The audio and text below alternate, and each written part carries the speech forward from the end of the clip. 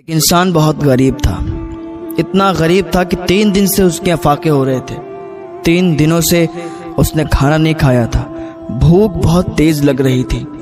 تو راستے سے جا رہا تھا تو اسے ایک ہار بہت ہی قیمتی ہیرے جواہرات سے جڑا ہوا ہار اسے ملا۔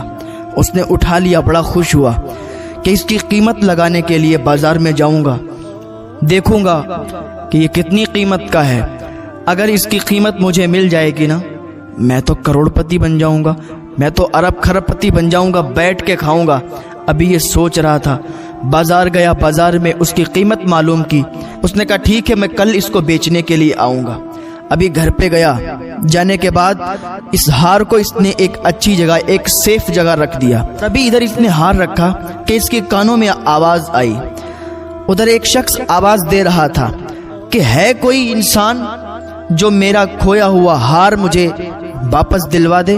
کوئی ایسا شخص ہے کہ جس کو میرا ہار ملا ہے تو وہ مجھے ہار واپس کر دے، میں اس کو بہت سی دعائیں دوں گا اور اتنا مال دوں گا۔ ابھی یہ سوچ رہا تھا کہ یار ہار تو میرے پاس ہے اور میں اگر اس کو بازار میں بیچوں گا نا تو بہت قیمت کا ہو جائے گا، بہت قیمت مجھے مل جائے گی، لیکن بھوکا بھی ہے اور اس کو اللہ کا ڈر بھی ہے کہ ایک انسان اپنا گما ہوا ہار تلاش کر رہا ہے، ادھر وہ ہار میرے پاس ہے۔ اب میں کیا کروں؟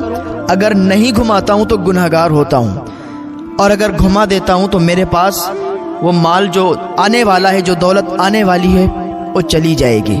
بہرحال وہ قریب آتا گیا اور وہ انسان، وہ بزرگ انسان تھے، وہ قریب آ گئے اور جیسے ہی آواز لگائی تو اس انسان نے انہیں بلایا، اپنے گھر کی جھوپڑی میں لے گیا۔ کہا حضور کچھ چاہیے آپ کو؟ پانی وغیرہ پلا کے کہا آپ ہار تلاش کر رہے ہیں؟ انہوں نے کہا ہاں ہار تلاش کر رہے ہیں۔ کہا ٹھیک ہے، تو آپ پھر گھبرائیے مت، آپ کا ہار میرے پاس سلامتی کے ساتھ رکھا ہوا ہے، آپ کا ہار میرے پاس سیف ہے۔ وہ ہار اندر سے نکال کے لایا، اس بزرگ کو دے دیا۔ کہا یہ لیجیے اپنا ہار، آپ بہت دیر سے تلاش کرتے ہوں گے، آپ کو بڑی تکلیف ہوتی ہوگی اور بھوک اسے بہت تیزی کے ساتھ لگی۔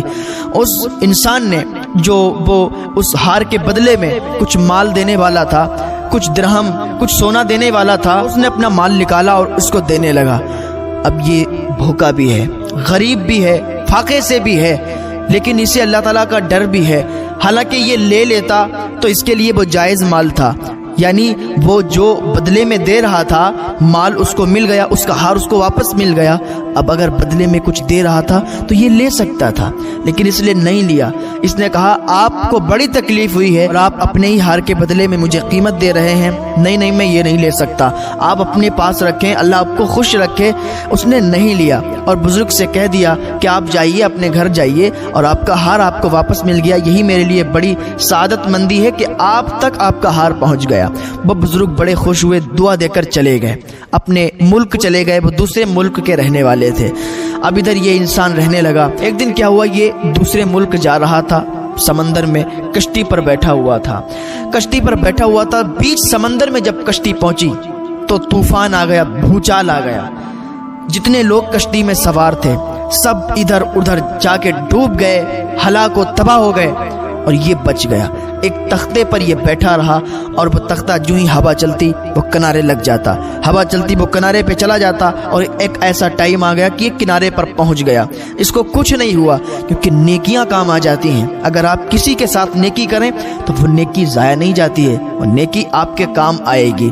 تو یہ انسان بچ گیا، اپنی نیکیوں کی وجہ سے کنارے لگ گیا۔ اس نے دیکھا ایک گاؤں ہے، گاؤں میں مسجدیں بنی ہوئی ہیں، مسجد کے اندر چلا گیا اور قرآن شریف کی تلاوت کرنے لگا۔ جب اس کی تلاوت سنی، جب یہ قرآن پڑھ رہا تھا، ان لوگوں نے سنا تو بڑا اچھا لگا، اس کے پاس آئے اور کہنے لگے تم قرآن بڑا اچھا پڑھتے ہو، میرے دل کو بھا گیا، آپ ایسا کرو ہمارے بچوں کو تعلیم دے دیا کرو، قرآن شریف کی تعلیم دے دیا کرو، قرآن مجید پڑھا دیا کرو، میرے بچے بھی قرآن شریف پڑھیں گے نا، تلاوت کریں گے، ہمیں بہت اچھا لگے گا۔ یہ کیا کرنے لگا، وہاں پر قرآن شریف کی تلاوت کرتا تھا اور بچوں کو پڑھاتا تھا، اور وہ لوگ اس کو اجرت بھی دیا کرتے تھے۔ یہ پڑھاتا تھا، وہ لوگ اجرت دیا کرتے تھے، کھانا کھلایا کرتے تھے، اور یہ وہاں پر سب کو نماز بھی پڑھاتا تھا، تلاوت بھی کرتا تھا اور لوگوں کو قرآن بھی پڑھاتا تھا۔ ایک دن اس نے اپنے خط تیار کیے، کچھ لکھا، تو ان لوگوں نے دیکھا کہ بڑی اچھی رائٹنگ ہے, بڑا اچھا لکھنا جانتا ہے, تو اس سے اصرار کرنے لگے کہ آپ ہمارے بچوں کو لکھنا بھی سکھا دیں گے نا تو بڑا اچھا ہوگا. یہ کیا کرنے لگا, اب لکھنا بھی سکھانے لگا. اب ان کے بچوں کو تعلیم قرآن بھی دیتا تھا اور اردو بھی سکھاتا تھا, اردو پڑھنا بھی سکھاتا تھا, لکھنا بھی سکھاتا تھا. وہ لوگ اس کو اجرت دیتے تھے, بڑی محبت کرنے لگے اس سے. ایک دن محلے والے آئے, کہنے لگے حضرت ایک بات آپ سے کہنا چاہتے ہیں, اگر آپ کو برا نہ لگے. اس نے کہا مجھے بتائیں, کوئی بات نہیں, آپ لوگ بڑی محبت کرنے والے ہیں, بڑا پیار کرنے والے ہیں, مجھے کیوں بری لگے گی. آئے کہنے لگے ہمارے محلے میں ایک بہت ہی غریب بچی ہے, بہت ہی غریب گھر کی بیٹی ہے, بہت ہی غریب باپ کی بیٹی ہے. ہم لوگ یہ چاہتے ہیں کہ اس کا نکاح آپ کے ساتھ کر دیں. جب اس نے اتنا سنا کہ غریب گھر کی بیٹی ہے, غریب گھر کی لڑکی ہے, اس کا باپ بھی غریب اور بہت اچھا آدمی, تو کہا ٹھیک ہے, مجھے کوئی اعتراض نہیں ہے, میں راضی ہوں, اگر آپ ایسا چاہتے ہیں کر سکتے ہیں. جب یہ راضی ہو گیا, محلے والوں نے اس لڑکی کے ساتھ اس کا نکاح کر دیا. نکاح ہوا اور اس کی پہلی نظر اس کی بیوی کی گردن پر پڑی تو اس نے وہی ہار دیکھا جو اسے پڑا ہوا ملا تھا, وہی ہار جو اسے اپنے ملک میں پڑا ہوا ملا تھا, وہی موتی جڑے ہوئے گئے, وہی ہیرے جڑے ہوئے گئے, وہی ہار اس کی گردن میں پڑا ہوا ہے. اور یہ ہار کو دیکھتا ہی رہا, یہ گردن کو دیکھتا ہی رہا اور لوگوں سے پوچھنے لگا مجھے یہ بتاؤ یہ ہار کیسا اس کے گلے میں. ارے یہ ہار تو وہ لگ رہا ہے وہی سیم ٹو سیم ہار ہے جو ہمیں اپنے ملک میں پڑا ہوا ملا تھا. ایک بزرگ آئے تھے, وہ آواز لگا رہے تھے کہ کسی کو میرا ہار اگر مل گیا ہو تو وہ مجھے واپس کر دے, اس کو ہم اتنا مال دیں گے.